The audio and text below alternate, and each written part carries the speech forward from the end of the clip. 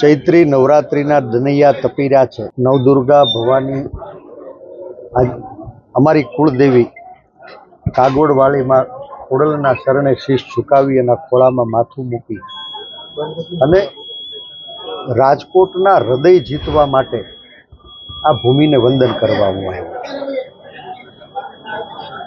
આપ સૌ એના સાક્ષી છો કે પડકારો ઝીલવા માટે જ્યારે જ્યારે કોઈ યોદ્ધાને જવાબદારી સોંપવામાં આવે તો જવાબદારી નિષ્ઠાપૂર્વક નિભાવવા હું રાજકોટના રણ મેદાનમાં આવ્યો છું।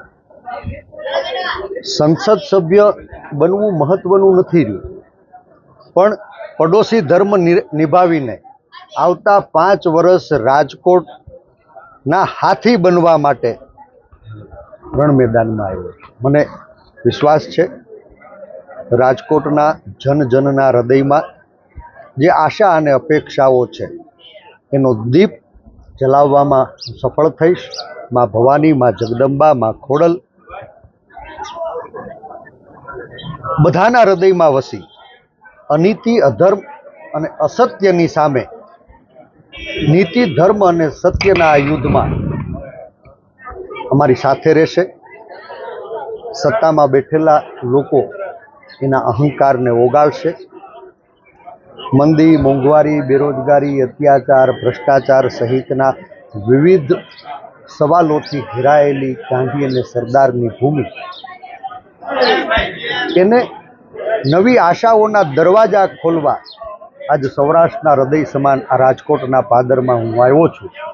આ ભૂમિને હું વંદન કરું છું। રાજકોટના જનજનને હૃદયમાં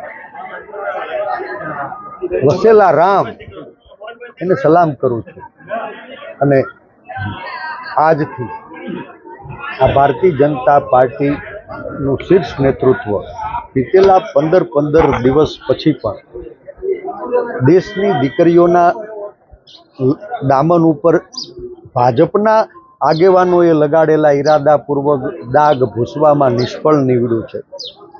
એ દીકરીઓ આજ 15-20 દિવસથી સ્વાભિમાનની લડાઈ ગામની ગલીઓ સુધી લઈ ગઈ, એમ છતાં ધૃતરાષ્ટ્ર બનીને ભારતીય જનતા પાર્ટીનું નેતૃત્વ આ ખેલ નિહાળી રહ્યું છે।